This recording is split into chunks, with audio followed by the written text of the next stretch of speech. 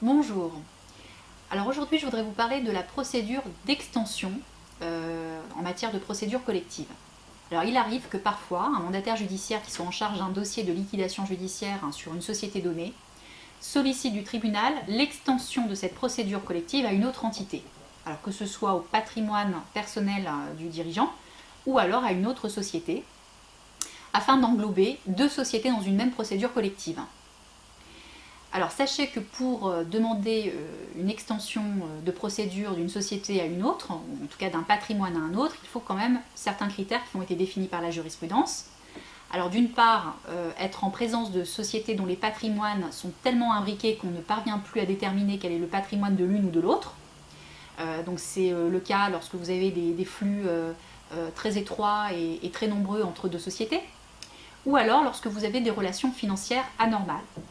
Alors très souvent, on va rencontrer ce cas de figure en cas de cession d'un actif d'une société à une autre sans contrepartie.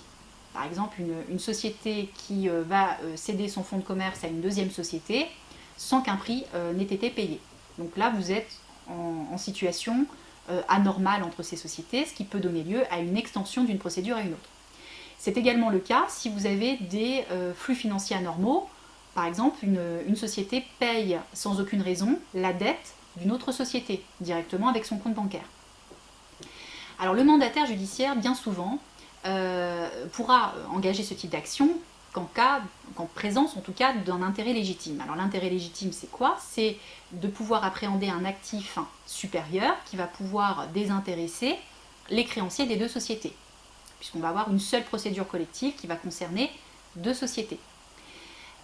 Mais on s'aperçoit dans les faits que ce type de procédure est engagée parfois de manière un petit peu abusive pour sanctionner un dirigeant qui aura eu un rôle dans deux sociétés différentes.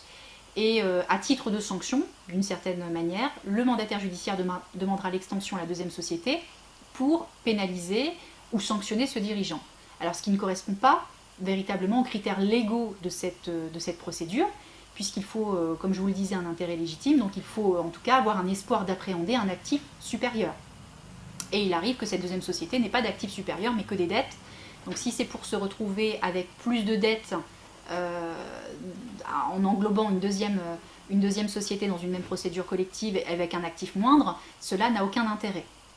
Et plus l'action d'un mandataire judiciaire sera tardive, c'est-à-dire qu'il mettra du temps avant de solliciter l'extension, eh bien cela démontrera qu'il n'y avait pas d'intérêt, en tout cas, à demander une extension de la procédure, en tout cas qu'elle ne sera pas forcément justifiée, puisque la première procédure collective aura pu être menée sans qu'on ait eu besoin d'appréhender les actifs d'une deuxième société.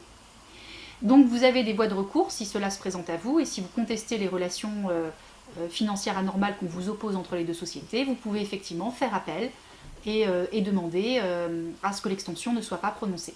Donc soyez vigilants effectivement sur les critères qui sont assez précis par la jurisprudence, mais qui sont très souvent détournés de la part de mandataires judiciaires qui espèrent de cette manière sanctionner le dirigeant, qui va parfois être amené à transiger avec lui dans le cadre de la procédure collective.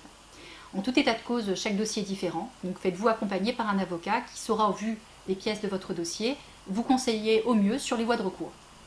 Merci de votre attention.